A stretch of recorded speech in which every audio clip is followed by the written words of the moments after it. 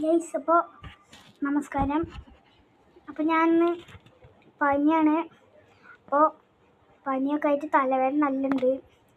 പിന്നെ ചുക്കുകാപ്പിയൊക്കെ കുടിച്ചിരിക്കുകയാണ്. അപ്പോൾ ഒരു വീഡിയോ ചെയ്യാമെന്ന് വിചാരിച്ചാണ്. അപ്പോൾ പനിയായിട്ട് എൻ്റെ ഏട്ടൻ സ്കൂളിൽ പോയിക്കാണ്.